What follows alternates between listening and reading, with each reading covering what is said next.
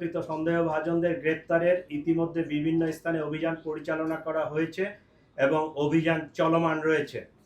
সন্দেহভাজন ব্যক্তিরা যেন সীমান্ত পার না হতে পারে সেজন্য তাদের পাসপোর্ট সংগ্রহ করে পাসপোর্ট ব্লক করে দেওয়া হয়েছে। সীমান্তে অতিরিক্ত সতর্কতা জারি করা হয়েছে। এছাড়াও সন্দেহভাজন ব্যক্তিদেরকে গ্রেফতারের সহযোগিতার জন্য গণপ্রজাতন্ত্রী বাংলাদেশ সরকারের পক্ষ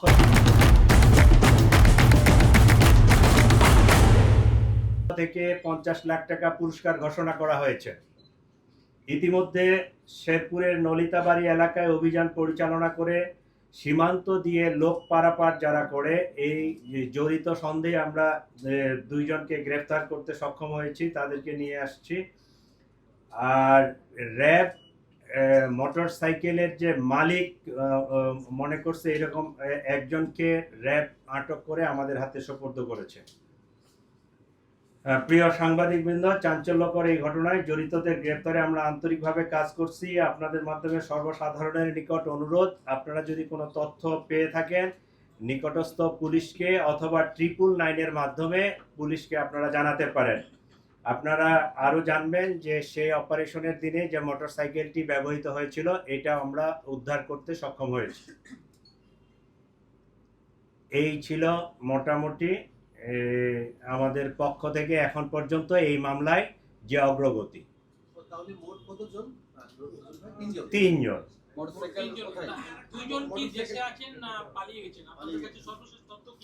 আমাদের ইমিগ্রেশন ডাটাবেজ চেক করে এখন পর্যন্ত তাদের পালিয়ে যাওয়ার কোনো তথ্য পাওয়া যায়নি। আমরা ফয়সালের পাসপোর্ট নাম্বারটা পেয়েছি, তার সর্বশেষ যে ট্রাভেল পাওয়া গেছে সেটা জুলাইয়ে সম্ভবত, সেটা থাইল্যান্ড থেকে সে আসছে, দেশে ইন করছে। এরপরে ইমিগ্রেশন ডাটাবেজে আর তার ডিপারচারের কোনো তথ্য নেই।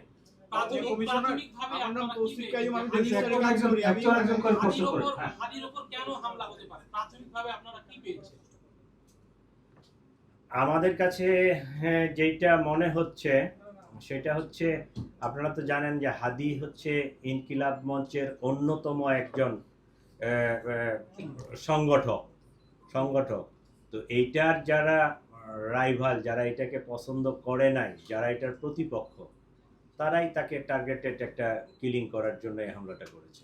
এই ঘটনায় কোনো মামলা হয়নি এখনো?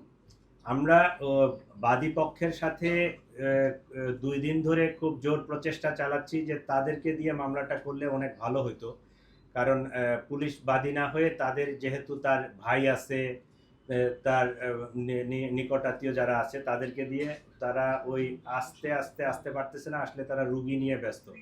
জিনিসটা সুন্দরভাবে জিডি করা আছে, আমরা অলরেডি এফআইআর ড্রাফটও করছি।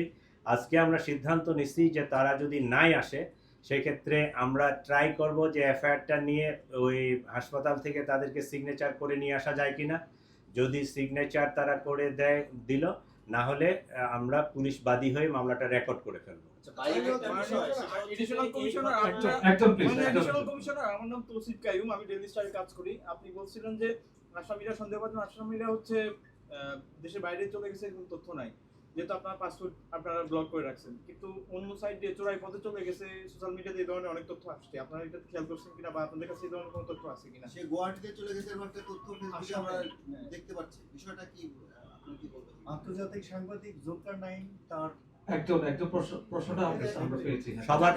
সবার প্রশ্ন একই, যে চলে গেছে কিনা।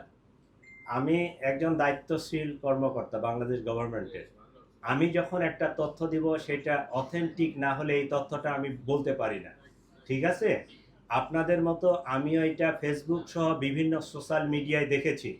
আমরা বিজিবিকে সতর্ক করেছি যে সীমান্ত দিয়ে যেন এরকম পারাপার না হয়ে যেতে পারে। আপনারা জানেন যে ইমিগ্রেশনের বাইরেও আমাদের যেহেতু ইন্ডিয়ার সাথে স্থল সীমান্ত অনেকগুলো আছে, তো ওই যেতে পারে। তো এইরকম আমাদের কাছে তথ্য আসে নাই, বিজিবি সতর্ক আছে এবং আমাদের সকল ইমিগ্রেশন চেকপোস্টে তার ইয়াটা ব্লক করা আছে, পাসপোর্টটা।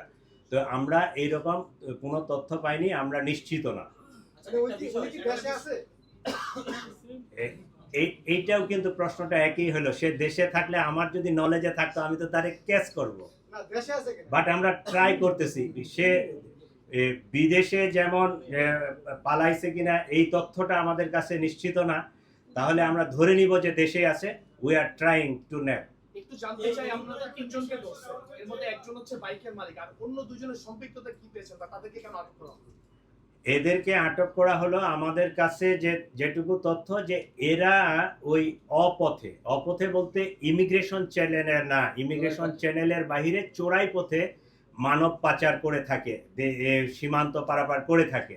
তো তাদের কাছে এই ধরনের কোনো তথ্য আছে কিনা আমরা এই কারণে তাদেরকে নিয়ে আসতেছি। তাদের সাথে জিজ্ঞাসাবাদ করে কথাবার্তা বলে আমরা কোনো তথ্য পাইলে এটা পরবর্তীতে আপনাদেরকে জানাবো। মাননীয় অতিরিক্ত কমিশনার, এই ঘটনার আগে পরে অর্থাৎ একই বা জনসংযোগের সময়ে যারা ছিল, ঘটনা যারা ঘটাইছে, তাদের প্রত্যেকেরই ব্যাকগ্রাউন্ড হচ্ছে প্রকৃত আওয়ামী লীগ সরকারের যুবলীগ, ছাত্রলীগ বা অঙ্গ সংগঠনের নেতাকর্মীরা, এবং তারা যদি আমি নির্দিষ্ট হয় যে মোহাম্মদপুর বা আদাপুর এলাকায় তারা সক্রিয় এবং তাদের ওখানে অনেক ধরনের অপকর্ম আছে।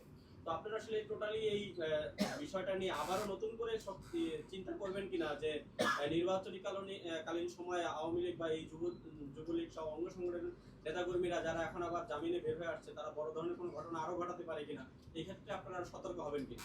আচ্ছা, আমাদের আপনারা জানেন যে এই গভর্নমেন্ট একটা অপারেশন করছিল, অপারেশন ডেভিল হান্ট। আমরা পার্টিকুলার কোনো দলের কথা না বলে আমরা যারা মিসক্রিয়েন্ট, যারা দুষ্কৃতিকারী, তাদের অ্যারেস্টের ব্যাপারে এর আগে একটা অপারেশন চলছিল। এর মধ্যে অনেকেই এখনো জামিনে বাইর হয়ে গেছে, অনেকেই যারা বিদেশে পলাতক ছিল তারা দেশে চলে আসছে, অনেকে একটা নির্বাচনী ইমেজ আসছে, সবাই আসছে। তো এইটার জন্য আমাদের গতকাল থেকে অপারেশন ডেভিল হান্ট 2 এইটা একটা অপারেশন গতকাল থেকে চালু হয়েছে।